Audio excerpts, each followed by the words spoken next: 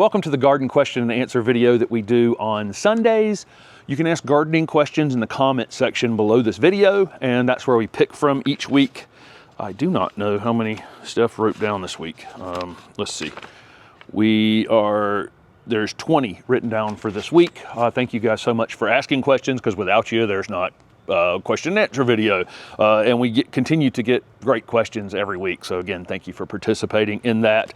Before I jump into some questions, a few things from our website, HortTube.com. Pretty much everything is on sale for the month of December through Christmas. Happy Thanksgiving, by the way. I'm shooting this on Saturday morning after Thanksgiving. Hopefully everybody had a great Thanksgiving, and we still got a lot of turkey in the house. I know what I'm going to be eating today, and maybe even tomorrow at this point. But everything over on the website is discounted for the month of December. If you've got any new gardeners in your life, the Learn to Garden video series might be a good gift for them. It's $60 off. The code is here on the screen. Any gardener who already has an established garden and they just want to know how to maintain it, the weekly garden planner might be a good gift for them, and it's $60 off. The code is here on the screen. The consultations for January or February, if you sign up for a January or February consultation, they're $10 off, and the code is here on the screen that you use to get that.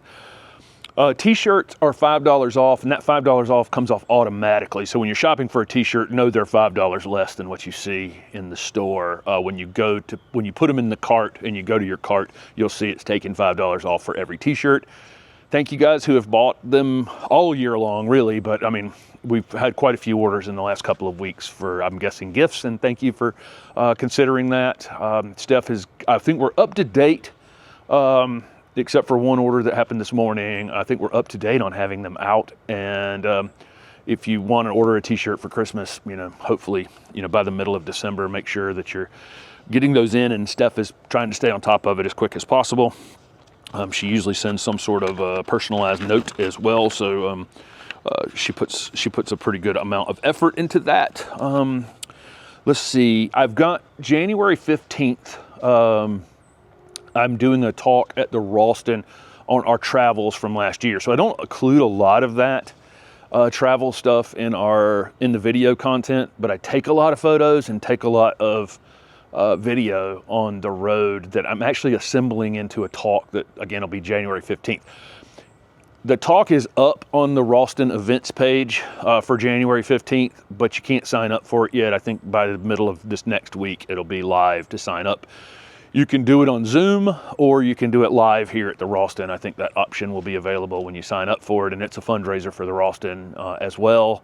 And so hopefully folks will participate in that. But it's stories from our travels from this past year, and in horticulture and botany and travels and fun stories with plant nerds and that kind of thing.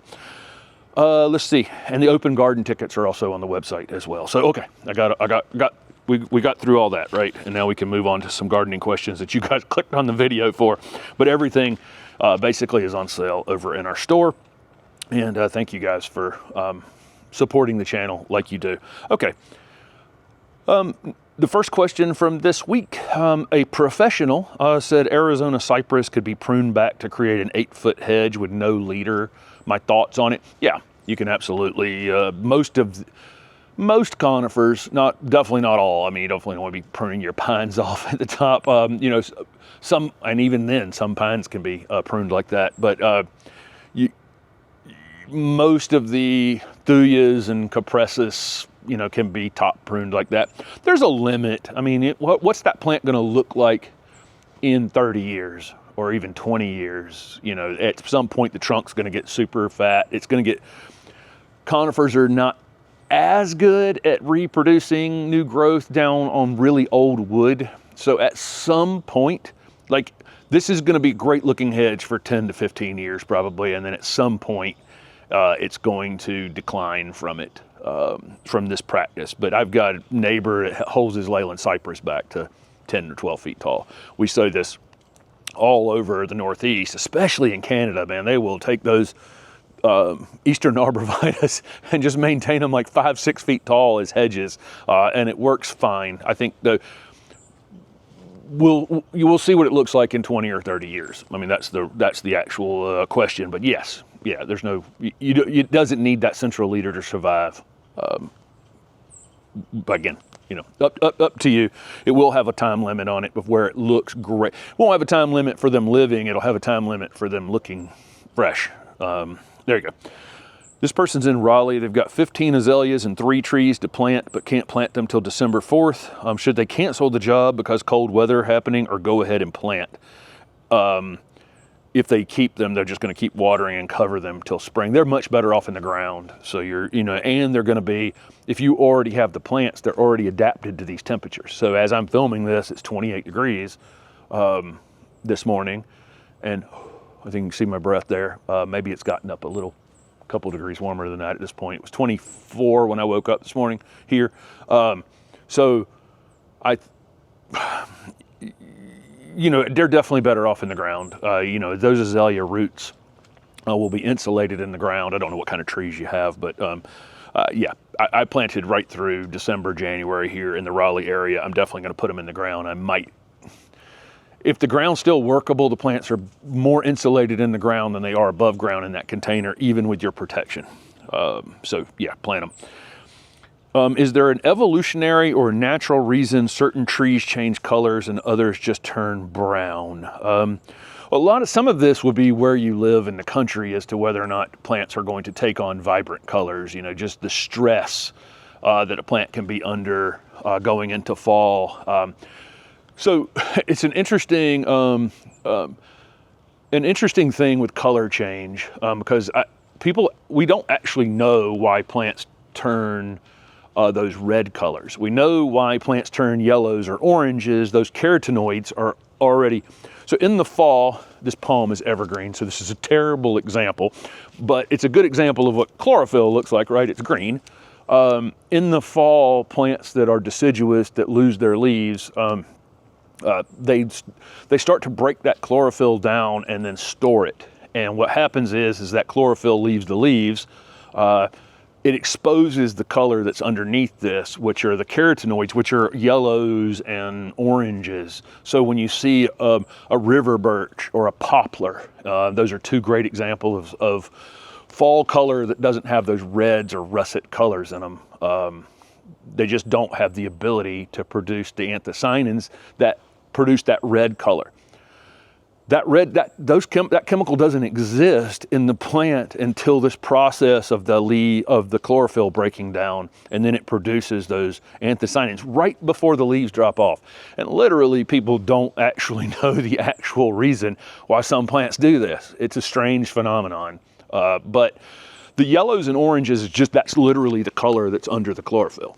Okay, that's what you're seeing. And then when you're seeing variegated plants, you're seeing the layering of the leaf that has that yellow or kind of off-white color or whatever in it. So that color's already in the leaf. And so again, a river birch doesn't produce those anthocyanins, it just loses its leaves. It breaks the chlorophyll down, exposes the yellow color, and then drops them on the ground. Again, poplars and many other things just turn yellow. Those colors tend to be a little earlier in the season too. When we start to get the fall color during the season, a lot of times it's the yellows first, and then some of the reds and russets come a little bit later than that. Not across the board, but like our oak above us up here. But actually, people don't actually know why out of the blue a plant produces this chemical and puts on this color, and then literally drops the leaves off right after that. But it's a great question, and it's an interesting thing, how leaves are actually layered. The Ralston did a good video, one of their midweek videos, a few months back, about variegated plants and how the leaves are layered in there. And you can see in that video where they talk about leaf layering, but that red layer is not there until the fall when the nighttime temperatures get cooler. And it starts to break down that chlorophyll in the leaf. Again, I'm talking about an evergreen plant behind me. That's not a plant that we're talking about. We're talking about plants that lose their leaves in the fall here. Okay, can I plant over bulbs? So if you plant your bulbs, can you plant over them? Yeah, you can definitely plant things like pansies and fall or winter flowering things, I don't know that I'm going to put shrubs over the top of them necessarily. So that's depends on what you're planting, because obviously you don't want to dig the bulbs back up. But in the past, I've shown many times planting bulbs and then putting pansies or dianthus or something like that over top of them for the winter time. So absolutely, the bulbs won't have any problem coming through those annual type plants, non-woody plants. Could you plant like a ground cover juniper or something like that over them? Probably that first winter, but maybe eventually that would be too competitive. I don't know. Tips for hail damage on plants. You got to leave them alone for the most part. You just, I think a lot of times what happens in gardening is we plant a plant and then maybe we didn't water it well, and so it gets some yellow leaves on it, and then we go into overdrive on, let me fix it. And that's where we can really get into danger. And same thing with hail damage or cold damage or heat damage. You know, there's, the more you mess with it, when a plant's under stress, the more you go out there and mess with it, the worse you could possibly make it. So all you can really do is make sure they're getting consistent moisture, they're mulch, there's not, you know, they're not under a, you know, they're in the right place. I mean, you know, if it's a shade plant that's in the full sun, you know, now because some other storm, you know, something happened in the storm to knock a tree down or something like that, maybe that gets moved. But you can fertilize and, you know, before they, you know, start to leaf out in the spring, you know, with some sort of organic fertilizer. And other than that, it's really just a matter of time. I had a giant hailstorm right before I put my house on the market to sell.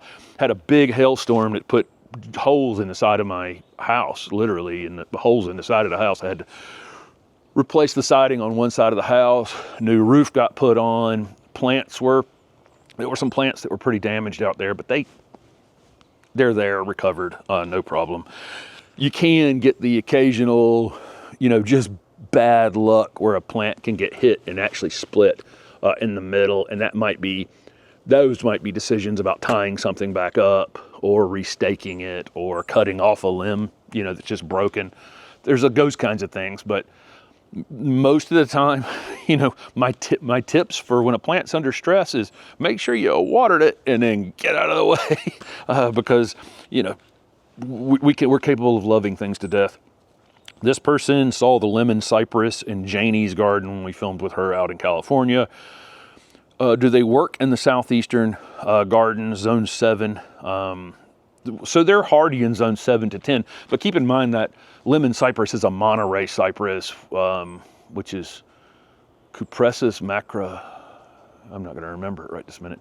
I think it's been moved to Hespecarpus or whatever now. Moving plants around so much, but that plant's it's a Monterey cypress, which is native to the California coast, and it's a selection of that. And so you see it at the box stores, garden centers this time of year, maybe decorated as a little Christmas tree, and they are hardy in zone 7 to 10, but they need sharp drainage. So that's, again, when you're thinking about where the plant came from, you know, it's not necessarily cold or heat that's going to kill it. Sometimes it can just be simply wet winters that could do it in. So if you were going to buy one, I wouldn't plant it in the winter probably in zone 7. You could try it in the spring and make sure it's going to be well drained in the spot that it's in, and you can give it a shot outside. But yeah, you can think about where that plant is from an area that just gets some seasonal rainfall and otherwise is, it's so crazy when you see a Monterey cypress out there. It's this wind-blown, interesting, super cool shaped plant. And then a lot of the selections are these perfect little cones, like those lemon cypress. It's kind of interesting how different they look than in their natural form. Somebody asked about the J.C. Ralston event that's going to be on the Thursday night before our open garden. I have not had them put that up on the website. It's a conversation I'll have with Mark this week, but so our open garden event is Friday evening, Saturday morning, or Saturday afternoon. You can pick any of those times. On Thursday night, I'm going to have an event at the Ralston, which will be a fundraiser for the Ralston. They'll collect the money, it's theirs. And Mark and others and me, we're going to maybe split people up into groups and tour the garden in groups, or maybe we'll just do it all as one big group. Have no idea what the details of that look like yet, but we are going to have Thursday evening there. And then Friday morning, I'm getting Juniper Level Botanic Garden will be open again on Fridays for everybody to come and shop if you want to shop, or just see that incredible garden. Of course, there's other gardens here too. Duke Gardens is here, and the North Carolina Botanic Garden. And a lot of people took advantage of a lot of those things last year, but this year there'll be a group-led event at the Ralston on that Thursday night. So, but I don't have every detail, and when I do, I think I'm just going to have them put it up on their website so that they're collecting the money, and we don't have to, it'll just be in there. It's for the Ralston, and then anything you do over at Juniper Level on Friday, they're getting benefit of it. So hopefully all the gardens in our area are getting something out of you guys visiting, and I really do appreciate that. We're super lucky here. If you were here, we had a couple people last year that did all the gardens, and I think they can probably attest to how many activities there are to do here around gardening if you want to make that a slightly longer weekend when you visit our garden here. Okay. Is it worthwhile to apply organic fertilizer once everything is all the way dormant, thinking winter moisture can help nutrients settle into root zone? You're not wrong. I often tell people not to try to alter their soil too much. I mean, just kind of go with figure out what your soil is, get a soil test done, get a pH test done, make sure that you kind of know what you have, and then go with plants that will kind of fit that space. It's the easiest way. But then there are people that are going to want to lime or add sulfur or add phosphorus or add some sort of nutrient to try to fix something.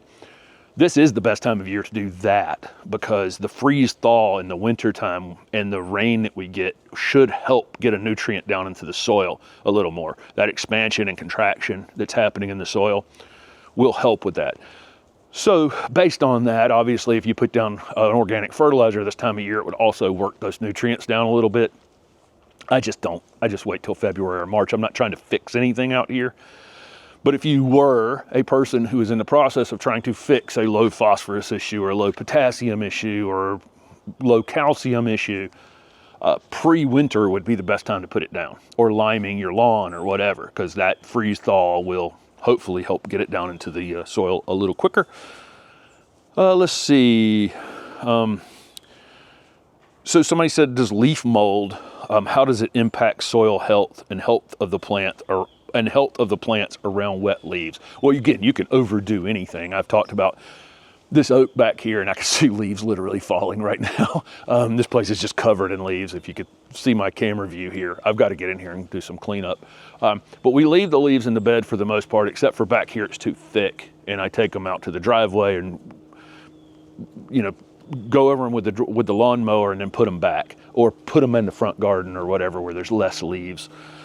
But there's a limit, to how much, you're going to give too much of a hiding place for snails and slugs and other things to overwinter in. And you also don't want it so thick over your perennials plants that they're not able to come back through it easily in the spring.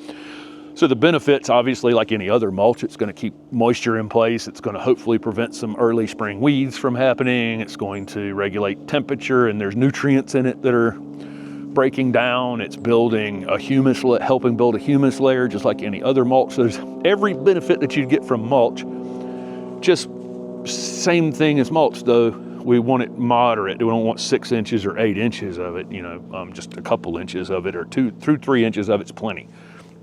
But it will have, it's obviously the protector of the forest floor.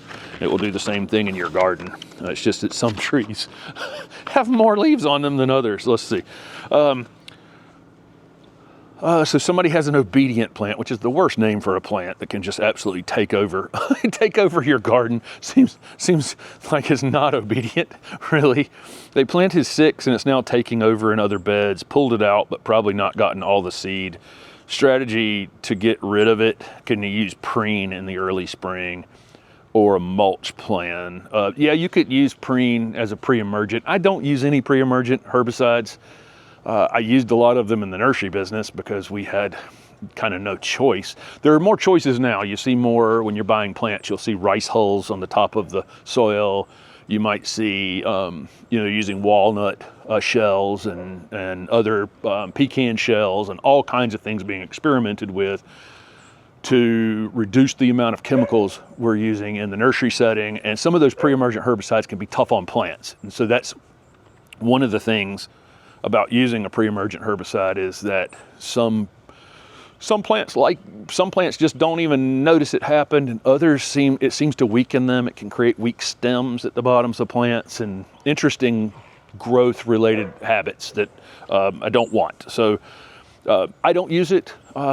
But again, I've used a lot of it in my life, a lot of different chemistry there for preventing weeds. I use mulch as the strategy for preventing early spring weeds. So when your soil, most seeds are spring, summer, fall annuals and perennials are going to germinate when the soil temperature reaches maybe 60 to 65 degrees, somewhere in there. You can monitor this. There's a website where you can see your soil temperature in your area across the whole country. For farmers, but anybody can use it. When that soil temperature hits 60, 65, that's when all those seeds start to germinate. So you want to get your mulch cap, your spring mulching done, hopefully before that happens. In the past, it's been somewhere around March 15th. So people that used crabgrass preventers in their lawn would try to get it down before March 15th. If you were going to use preen like this in the beds as a pre-emergent herbicide, you do it before March 15th. In our area, it'd be later, obviously, if you lived in Wisconsin. It'd be earlier if you lived in somewhere south of us. So you just want to get it out before that soil temperature hits that mark, and then have a cap down at that point, and that will help prevent a lot of it from germinating. And then I've said in the past, and one of the things on the Learn to Garden video series and the weekly garden planner, I talk about in the fall is a good time to reapply.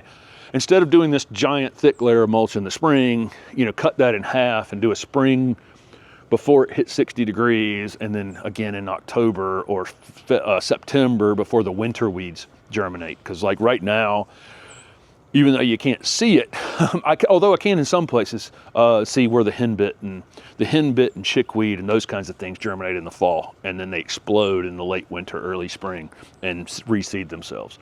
So if you split the mulching into two and time it properly, you can prevent a lot of weeds from germinating. Not all weeds. I mean, we've got squirrels and birds and everything out here breaking my mulch barrier that are causing weeds, but you can get a huge reduction though if you time it properly. That's my point. So this person has an elephant ear explosion and it's taking over other perennials this past season. How can you help control their spreading? And you're just going to have to dig them out. And if once something becomes a bully like that, you probably need to commit yourself to ridding them completely. If you go in there and say, oh, I'm going to take out half and that will help me out, well then they're going to come back faster than they ever came back before. We don't think about elephant ears as people in the north watching this are like, I wish I could keep an elephant ear alive. And then in our area, they're fairly tame just because we get cold temperatures. I mean, we're having 24 degrees this morning, and we'll have something in the teens, hopefully not much colder than that during the winter, but we have a control for it. If you go down to Louisiana, they're just in the ditches. It's like barberries in Connecticut. You have barberries in the ditches in Connecticut, and you have elephant ears in the ditches in Louisiana and Mississippi and those places. Any place there's a consistent moist area, and elephant ears get in there. They just really take over a space. But I think we have that salvia back here. And I've played with it enough now. I've gotten to the point now where I'm over it. I don't want to. I was like, well, I'll control it each winter and I'll get it down to a certain spot. The pollinators love it, hummingbirds love it, but I'm done. I don't want to do this every year. So once you go after them, dig them all out. They're hard to dig out. So spoiler alert, it's not going to be fun. But every time you see one, I'd pop it out of the ground until you don't see them again. And it's going to take a couple years probably. This person has a Yuletide camellia they purchased in Zone 8B in Dallas. It's full of buds and blooms. Should they wait to plant? They don't want to lose the buds. Yes, that's the way I would approach that. I've said that many times in the past, that if you buy an azalea in full bloom, Know that if you plant it, the blooms you're going to shorten the blooms. You're going to shorten the blooms on hydrangeas, potentially almost anything. When you take it out of the pot and damage the roots and stick it in the ground, and then, now it's at the whims of, did I water it enough? Did I overwater it? All those kinds of things. It's much more controllable in the container. So enjoy the flowers on it and then put it in the ground. It's absolutely the way I would do that. You will shorten the bloom time on it for sure. Or buds will just drop off of it. Maybe not. Maybe I'm wrong. Maybe it goes perfect. But if to lower the risk, just enjoy it in the container and then plant it after. You've got all winter to plant in Dallas for sure. Probably your best planting time of the year. Is morning sun, both summer and winter, enough sun for Sasanqua camellia to bloom well in Four Oaks? Four Oaks is a town in Johnston County near Raleigh here. They bought an autumn rocket, which is an upright narrow camellia Sasanqua. It's actually a pretty cool plant. Every time we film that plant, it's really neat to see an upright narrow camellia. We're used to more shrubby, larger growing, wider growing camellias. Camellia Sasanquas were much more sun tolerant than Camellia japonicas overall, and if it's only like 2-3 hours of morning sun, it may not be enough. You'll probably still get some flowers on it. You'll still get growth on it. The plant's not going to be in danger in any way, but it may stretch and not be that full little columnar thing that you bought it as. If it's not, it may need a little bit more sun than that. You're not going to kill it by planting it there. You can always plant it there, and if it's 2 years from now, if you see it's kind of thin and wispy and doesn't have as many flower buds as you think it should have, then move it. But most of the Camellia Sasanquas that I see around the city of Raleigh that are completely covered in flowers right now, they're getting some midday sun. Not a crazy amount, but they're getting some midday sun. If a mail order Japanese maple comes to you with 2 liters, is it a good idea to cut one out? Lynn Swanson has said in the pruning video to cut it down to 1. I don't know where the 2 Japanese maples I unboxed this week. Oh, right here. Yeah. This frosted purple, so it depends on what I was going to do with it. This is that frosted purple Japanese maple we got from Mr. Maple this week that I unboxed, and you see how low that thing is branched. So it depends on how I wanted to grow it, right? If I want to try to keep this one will ultimately get about 10 feet tall over 10 years or something. So in our garden, I would like it kind of tree formed where I can underplant it. So I'm definitely going to cut this down to 1 trunk eventually. I don't have to do it today. When I plant it, I could plant it a little bit like that. You see, and that creates this one to be, pretty straight. And then I'll take this one off in the future. I could do it like that, but that's not quite as good, right? That one seems to be the way that I could get a really straight trunk out of this in the future. And I'll take this one off. I won't do it initially. I'll do it in the future. But if I wanted it though to be a smaller shrubby looking plant, I'd keep them. So that's kind of up to you on how you ultimately want the plant to look. If it's an upright Japanese maple and you want a single trunk, yes. And you might at the time you plant it, go ahead and kind of figure out which one you're going to keep and have that one be a little straight. Okay. This person has a mountain laurel in zone 7B. In the clay, it's not thriving. It's a legacy plant that's been there for years. To improve drainage, can I drill holes around the drip line and drop in perlite? If yes, how many holes in the spacing? I wouldn't know this. I've got experience with, I was the president of our youth athletic association in Johnston County when my son was when Charlie was playing baseball and basketball there. And we had one of the fields was the property we were using had been a high school in the past, and the football field had become a soccer field, and it was just drained really, really poorly over the years. It had just erosion and other problems, and we had a company come in and drill holes and put a grit, a sandy, I don't want to call it sand, it was a little more of a grit than sand, a little bigger particle than sand, in those holes to create drainage, and it worked great. It was a really a very effective way to create drainage in an old field like that. that had been super compacted and used, gosh, I mean, really run on quite a bit by a lot of kids over the, 80 to 100-year-old school. So, but around an existing tree that has roots, you know, or a large shrub that has roots, I don't know if I want to go down that route. So I kind of don't know what to tell you on that, but I wanted to just kind of say, I do have experience with this. If you have lawn, if you have open space, this is a strategy that can be used to get water to, you know, sink down into the ground a little quicker, or just get water into the ground, period, and not have it run off. But drilling around an existing plant, you'd kind of have to know where the roots are a little bit. Maybe you could dig around and poke some holes. I don't know that I'd use perlite. I'd probably use expanded slate or shale rather than, you can use perlite if you want to use perlite, but I think the perlite would eventually become compacted, potentially. Expanded shale is what I would use for this. But if you can find places to do it, I can't tell you about the spacing and all that. It's really going to be up to where could you actually drill without damaging the plant? That's the question, right? Because you can't see all the roots underneath it. So that'd be the only reason I would be hesitant to do it. This person's in Zone 9, Central Florida. They want to keep a Bracken's Brown Beauty Magnolia in a 20-inch pot. Will that work? Yeah, I think he'd probably be better off with like Teddy Bear, which is overall going to be a smaller growing plant in the future, or even like a Little Gem. I mean, Bracken's gets big. I mean, I really struggled growing Southern Magnolias in containers, period, at the nursery. They're not the easiest thing to grow. I think anybody in the nursery business that grows these things in containers, they're much easier to grow in a field and be dug later.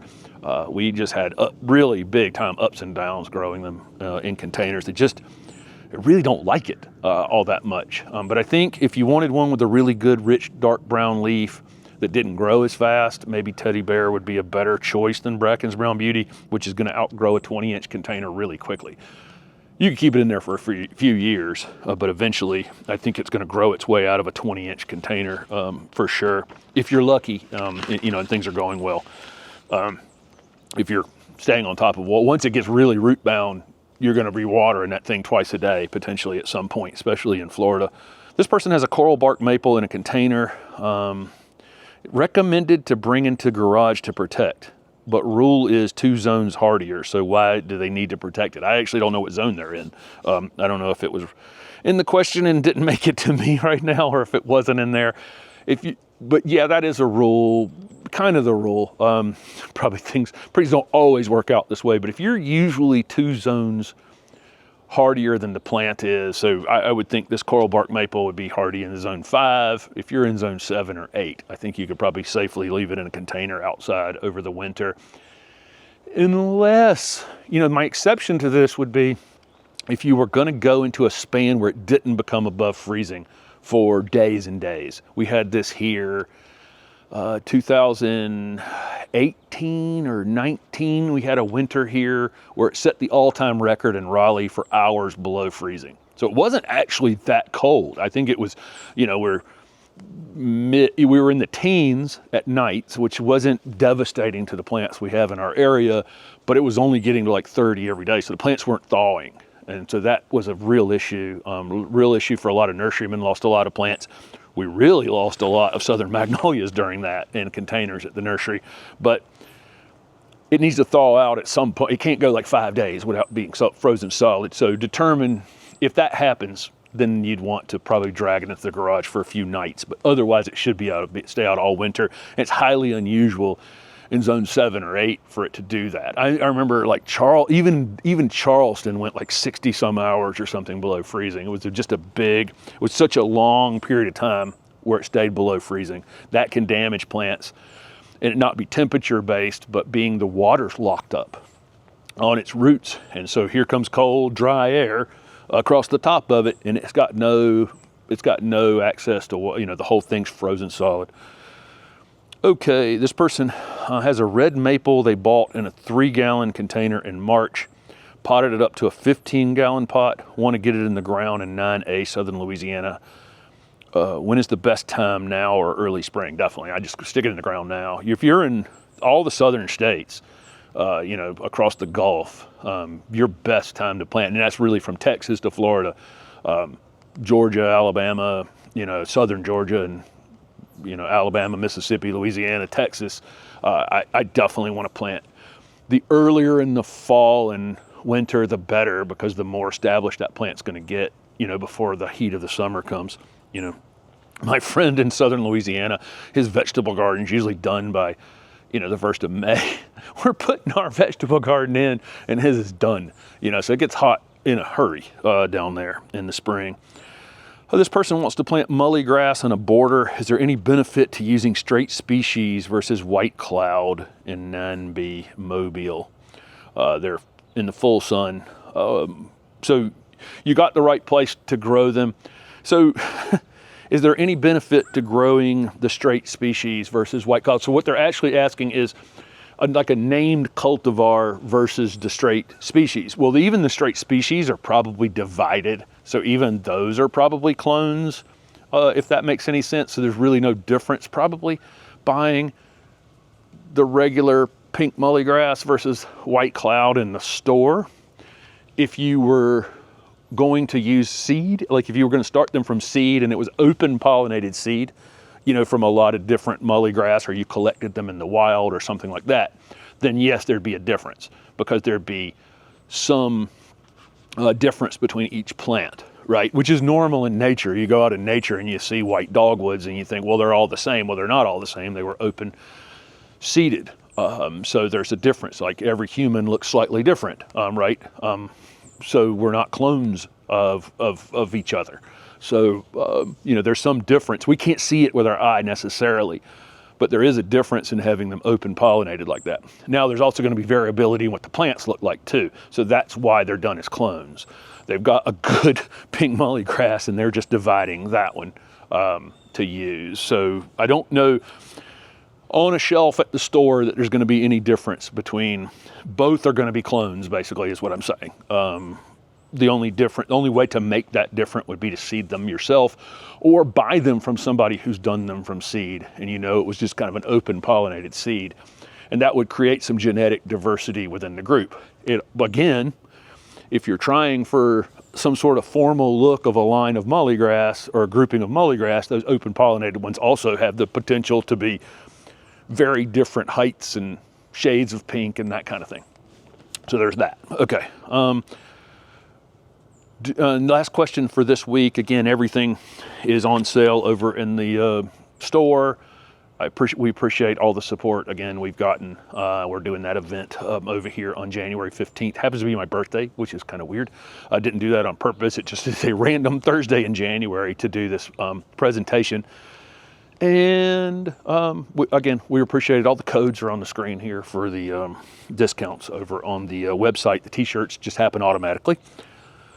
Do we have a tour of the old garden? And I guess it meant my old house down in Johnston County. There were a bunch of videos from that. If you go back to any video in 2018 or any video in 2019 on the channel, that's where you would find that. So if you just start going back through the videos, once you just on your phone, just flip through them like this.